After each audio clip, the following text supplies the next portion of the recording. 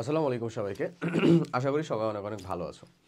দেখতে দেখতে 24 ব্যাচের মানুষজনদের আমরা যারা আছি তাদের সবারই কম বেশ ভার্সিটি অ্যাডমিশন পরীক্ষাগুলো শুরু হয়ে গেছে। তোমরা অলরেডি দেখা গেছে কিছু ভর্তি পরীক্ষা সংঘটিত হয়েই গেছে, আর বেশ কিছু ডেট একেবারেই খুবই কাছে।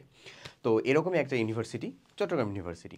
এবং তুমি যখন একটা ভার্সিটি এই ইউনিটের প্রিপারেশন নিয়েছিলা এবং ডিউ পরীক্ষার সময় তোমার সামনে সাপোজ আসছে, এবং এই সব পর্যায়ে তুমি যদি একটা অফলাইনে কোথাও একটা মডেল টেস্ট এক্সাম রান করে থাকো, তাহলে কাইন্ড অফ তুমিও হয়তো বা বুঝতে পেরে যাচ্ছ যে আসলে ডিউটা কাইন্ড অফ তোমার জন্য ক্র্যাকেবল অর নট, এমন কিছু একটা খুব সত্য, বাট বুঝতে পারা যাচ্ছে আসলে। তো যদি এরকম অবস্থায় তুমি থেকে থাকো, তাহলে তোমার চয়েসের লিস্টে ডিউ এর পরেই কিন্তু প্রথম যে ইউনিভার্সিটি থাকা উচিত সেটা হচ্ছে চট্টগ্রাম ইউনিভার্সিটি সিইউ। যাবতীয় অনেক সুযোগ সুবিধা আছে, সেই রিলেটেড আলাদা ভিডিও দেওয়া আছে, তো আমি আর ওটা এখানে কথা বলবো না। বাট এখানে আমরা যে টপিকটা নিয়ে কথা বলতে চাচ্ছি সেটা হচ্ছে চট্টগ্রাম ইউনিভার্সিটি ভর্তি পরীক্ষাতে আসলে কারা এগিয়ে আছে, কারা এগিয়ে আছে। খুব সত্য কথা, আমার যতগুলো চট্টগ্রাম ইউনিভার্সিটিতে ফ্রেন্ড আছে ভাইয়া, কম বেশ সবগুলো মেডিকেল প্রিপারেশন নিয়েছিল, বুঝছো। সো তারা এখন সিইউতে, অনেকে মাইক্রোবায়োলজিতে, অনেকে বিএমবি ডিপার্টমেন্টে পড়াশোনা করতেছে। আবার এমন নাই যে কেউ ভার্সিটি এডমিশন প্রিপারেশন নিয়ে যে ভর্তি হতে পারে না, এমন না, এটার সংখ্যাও আছে।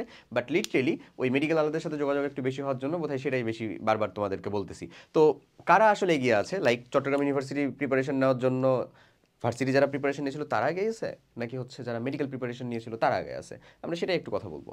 তো তুমি একটা জিনিস চিন্তা করো, চট্টগ্রাম ইউনিভার্সিটির একটা ইউনিক প্রপার্টি হচ্ছে যে এখানে ফুল সিলেবাস পরীক্ষা হবে। এইটার দিক থেকে যদি চিন্তা করো, তাহলে অবশ্যই মেডিকেল আলারা একটু হলেও বোধহয় এক ধাপ এগিয়ে থাকবে, থাকবে না? কারণ ওরা কাইন্ড অফ মেডিকেলের জন্য ফুল সিলেবাসের প্রিপারেশনটা নিছিল, বাট আমরা তো ভার্সিটি যে প্রিপারেশন নিয়েছিলাম সেটার ভিতরে শর্ট সিলেবাসটার অংশটাকে বেশি প্রায়োরিটি দিয়েছি, তাই না? আচ্ছা, বাট এখানে একটা ট্রিক আছে। সেই ট্রিকটা তুমি যদি জেনে না থাকো, তাহলে তুমি কাইন্ডলি একটু জেনে নাও। সেটা হচ্ছে, তুমি যদি কোশ্চেন ব্যাংকটা অ্যানালাইসিস করো অ্যাজ ওয়েল, যেটা আমরা করে থাকি নর্মালি। সো ওইটা যদি অ্যানালাইসিস করো, তাহলে অ্যানালাইসিস করে দেখতে পাবা যে ফুল সিলেবাসে যেটা হচ্ছে out of short syllabus, short সিলেবাসের যেটা বাইরে আউট অফ শর্ট সিলেবাস, হ্যাঁ, শর্ট সিলেবাস, এই আউট অফ শর্ট সিলেবাস পার্টটা থেকে আসলে সারফেস কোশ্চিন আসে। সারফেস কোশ্চিন মানে কি? টোটালি একটুও ডিপ পরিমাণ কোশ্চিন হয় না ওখান থেকে। ওখানে জাস্ট একটু যদি কনসেপ্ট থাকে তাহলে উত্তর করতে পারা যায়, এরকম ভাসমান ভাসমান কোশ্চিনগুলোই চলে আসে। কোথা থেকে? শর্ট সিলেবাসের বাইরের অংশটা থেকে।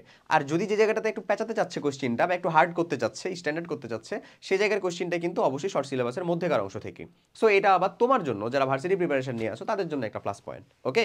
এবং ভার্সিটি প্রিপারেশনওয়ালা মানুষদের জন্য এখানে আরেকটা প্লাস পয়েন্ট আছে ভাইয়া, সেটা কি বলতো?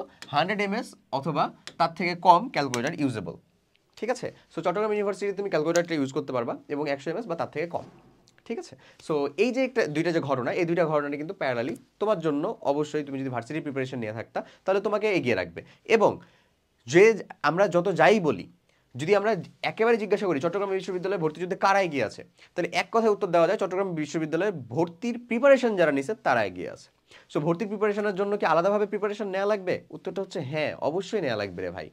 ভার্সিটি প্রিপারেশন আমরা নিছি, but specific varsity wise specific question solve, question pattern ধরতে পারতে হবে আমাদেরকে, নাহলে আমরা সেখান থেকে সঠিকভাবে উত্তর করতে পারবো না।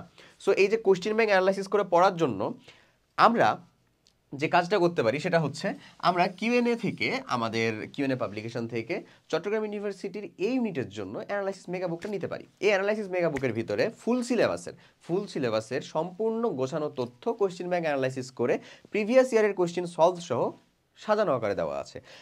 অ্যাট এ টাইম খুব অল্প দিনের মধ্যে একেবারে গোছানো ফুল সিলেবাসের একটা প্রিপারেশন নেওয়ার জন্য এটার চাইতে বেটার আর কোনো অপশন হতে পারে না। আচ্ছা, সেকেন্ড যে কথাটা সেটা হচ্ছে, এটা খুবই জরুরি একটা জিনিস, এক্সাম হল স্ট্র্যাটেজি ম্যানেজমেন্ট। এক্সাম হল স্ট্র্যাটেজি ম্যানেজমেন্ট ইস্যুটা বর্তমান সময়ে তুমি যদি একটা দুইটা পরীক্ষা দিয়ে থাকো, তাহলে তোমার জন্য এটা কাইন্ড অফ কিছুটা ইজিয়ার হয়ে গেছে। বাট তুমি এটাও বুঝতে পেরে গেছো যে আসলে তোমার 50% যদি নির্ভর করে তুমি প্রিপারেশন কতটুকু নিয়েছিলা সেটার উপরে, তাহলে বাকি 50% তোমার চান্স পাওয়া নির্ভর করতেছে আসলে ওই 1 ঘন্টা বা ওই 1.5 ঘন্টা এক্সাম হলে তুমি নিজেকে কতটুকু ইউটিলাইজ করতে পারছো, তুমি ওই সময়টাকে কতটুকু ভালো মতো কাজে লাগাতে পারছো সেইটার উপরে। এবং এটা তোমরা এগ্রি করতে আমার সাথে অবশ্যই বাধ্য হবা। ইভেন এটা আমি আমার এক্সপিরিয়েন্স থেকেই বলছি, আমরা নিজেরা যেরকম যেখানে যেখানে পরীক্ষা দিয়েছি সবগুলোতেই এই ঘটনাই ঘটে আসছে যে তোমার লাক বা তোমার ভাগ্য সেটা তো ফেভার করবে, সেটা তো আলাদা একটা কনসেপ্ট, সেটা তো আমাদের হাতে নাই অবশ্যই।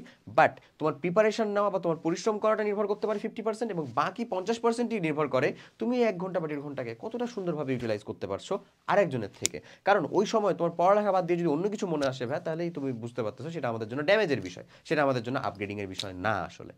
সো কথা এতটুকু পর্যন্তই। আমাদেরকে আলাদা ভার্সিটির প্রিপারেশনের জন্য অবশ্যই আলাদাভাবে কোশ্চেন ব্যাংক সলভ করতে হবে, তাদের কোশ্চেন প্যাটার্নটাকে ধরতে পারতে হবে। তাহলে আমার জন্য তাদের ইউনিভার্সিটির একটা মেরিটে চান্স নিশ্চিত করার জন্য আমার ফ্লুয়েন্সিটা যথেষ্ট অন্যান্যদের থেকে বেশি থাকবে।